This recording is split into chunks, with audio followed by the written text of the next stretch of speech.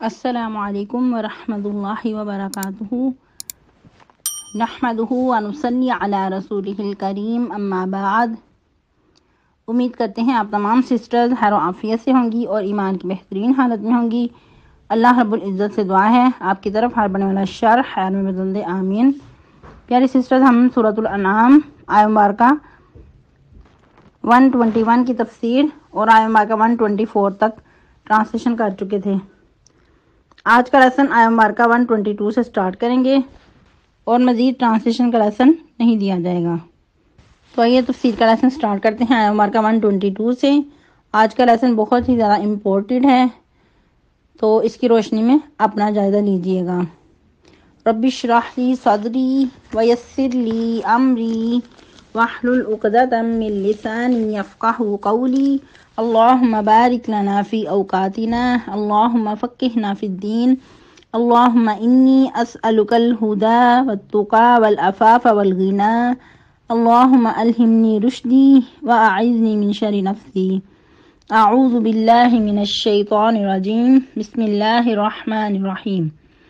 أَوَمَنْ كَانَ مَيْتًا فَأَحْيَيْنَاهُ وَجَعَلْنَا لَهُ نُورًا يَمْشِي بِهِ فِي النَّاسِ كَمَنْ مَثَلُهُ فِي الظُّلُمَاتِ لَيْسَ بِخَارِجٍ مِنْهَا كَذَلِكَ زُيِّنَ لِلْكَافِرِينَ مَا كَانُوا يَعْمَلُونَ۔ کیا پس جو شخص مردہ تھا تو ہم نے اس کو زندہ کیا اور بنا دیا ہم نے اس کے لیے ایک نور ہدایت کہ وہ چلتا ہے اس کے ذریعے سے لوگوں میں۔ کیا اس کی مثال اس شخص جیسی ہو سکتی ہے جو اندھیروں میں بھٹکا ہوا ہے کہ اس سے کبھی بھی نکل نہیں سکتا؟ اسی طرح مزین کر دیے کافروں کے لیے وہ اعمال جو کچھ وہ کرتے تھے۔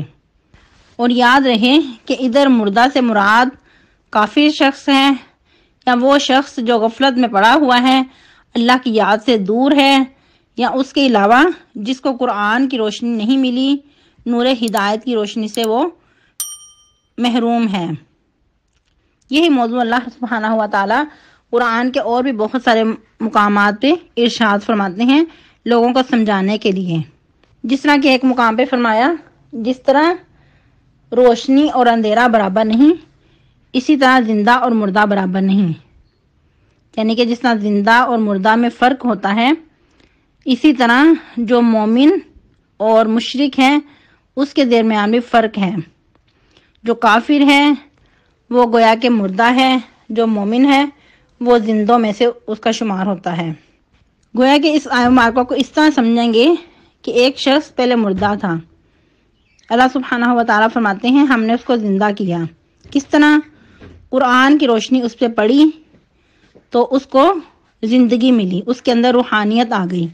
وَجَعَلْنَا لَهُ نور، اور ہم نے بنا دیا اس کے لیے ایک نور ہدایت، اس کے لیے ایک چراغ روشن کر دیا۔ یمشی بہ فی الناس، کہ اس کے ذریعے سے وہ لوگوں کے درمیان چلتا پھرتا ہے۔ گویا کہ اگر بہت زیادہ اندھیرا ہو، سب لوگ بھٹکے ہوئے ہیں، کوئی راہ نہیں مل رہی، ایک شخص کے پاس ایک قندیل ہو، کوئی دیا سلائی ہو، اگر وہ لے کر چلتا ہے تو گویا کہ اس کے ذریعے سے سب لوگوں کو روشنی مل جاتی ہے۔ تو ایک شخص کی وجہ سے سب لوگ منزل مقصود تک پہنچ جاتے ہیں، رستہ بھٹکنے سے بچ جاتے ہیں۔ تو یہی مثال ایک بندہ مومن کی ہے۔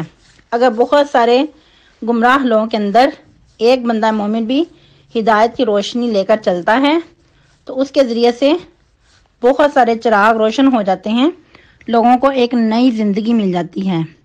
جس طرح کہ زندہ مثال سیدنا ابراہیم علیہ السلام کی، سب لوگوں کے درمیان وہ واحد تھے جن کے پاس نور ہدایت تھی۔ اور اسی طرح پھر نبی صلی اللہ علیہ وسلم کی مثال لے لیں، محمد رسول اللہ صلی اللہ علیہ وسلم کی جب بعثت ہوئی اس وقت تمام لوگ اندھیروں میں بھٹکے ہوئے تھے، کفر و شرک کے ضلالت کے اندھیرے تھے، لوگ گمراہیوں کے دلدل میں پھنسے ہوئے تھے۔ جب نبی صلی اللہ علیہ وسلم نے آ کر نور ہدایت کو روشن کیا تو اس وقت لوگوں کو ایک نئی زندگی ملی، لوگ ہدایت کی طرف آئے اور گویا کہ وہ زندہ ہو گئے۔ تو اللہ سبحانہ و تعالی انسان کو جھنجھوڑ رہے ہیں کہ پھر وہ شخص جو روشنی چراغ کے ذریعے روشنی کر رہا ہے، لوگوں کے درمیان چلتا پھرتا ہے وہ قندیل لے کر، کیا اس شخص کی طرح ہو سکتا ہے جو اندھیروں میں بٹکا ہوا ہے، اور ایسی گمراہی کے اندھیرے کہ جس سے نکلنے کا کوئی رستہ باقی نہیں رہ جاتا۔ کمم مثلہ فی الظلمات لیس بخارج منہا، کہ اس کے لیے واپسی کا کوئی رستہ نہیں ہے، واپسی کے تمام رستے اس کے لیے بند ہو چکے ہیں۔ یقیناً دونوں شخص برابر نہیں ہو سکتے۔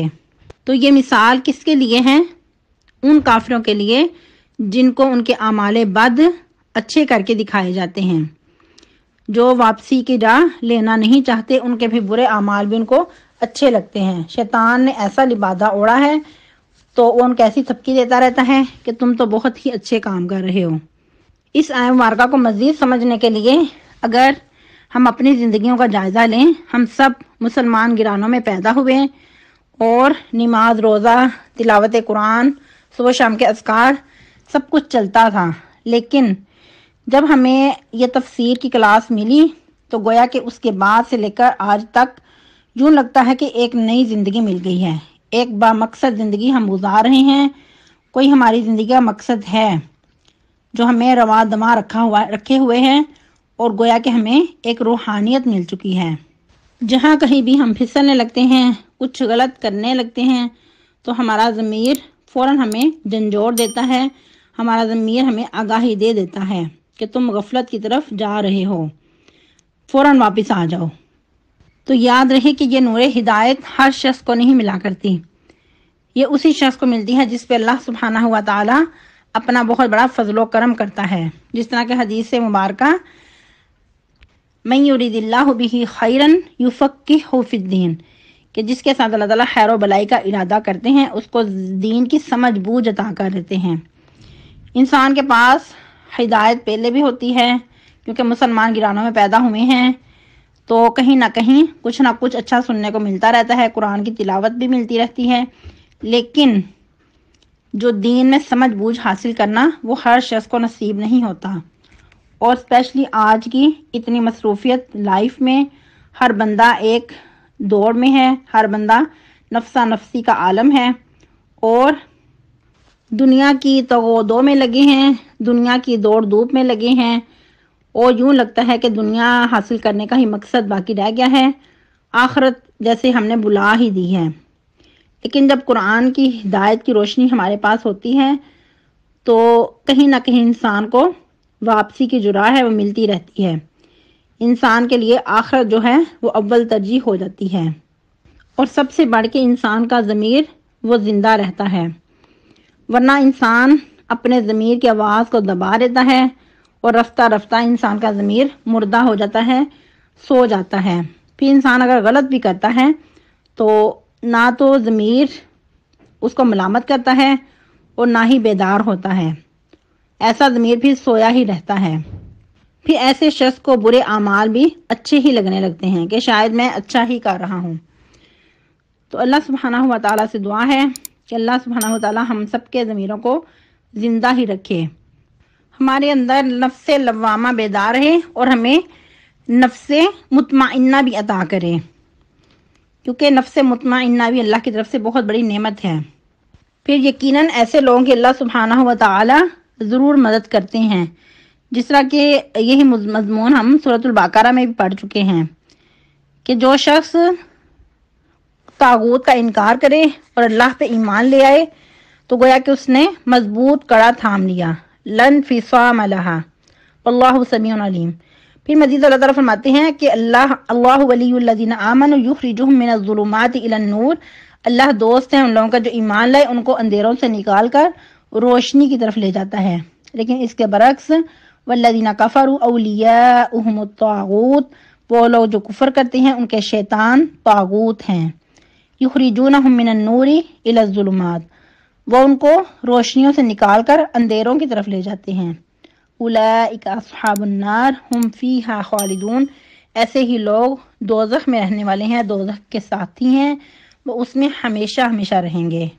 تو اس آیت مبارکہ میں بھی شرط ایمان کی بتائی گئی کہ اگر کوئی واقعی اپنے ایمان میں سچا ہے تو اللہ سبحانہ و تعالی اس کی ضرور مدد کرتے ہیں، اس کو اندھیروں سے نکال کر روشنی کی طرف لے جاتے ہیں۔ تو یہ ہم سب کو دیکھنا ہوگا کہ کیا ہمارے اندر نور ہدایت کی روشنی بیدار ہے، ہم اپنے ضمیروں کو سلا تو نہیں رہے، کیونکہ جب انسان ضمیر کی آواز پہ لبیک نہیں کہتا، اس کو سلا دیتا ہے، تو پھر انسان اگر غلط بھی کرتا ہے تو ضمیر اس کو یاد نہیں دلاتا۔ آج کے لیے اتنا ہی کافی ہے، آپ لوگوں نے اچھے سے یاد کرنا ہے اور اس آیہ مبارکہ کی روشنی میں اپنا جائزہ لینا ہے۔ یہ ہم لوگ ایک ہی آیہ مبارکہ کی تفسیر کر چکے ہیں اور 2 آیہ مبارکہ کی ہم پہلے سے ٹرانسلیشن کر چکے تھے۔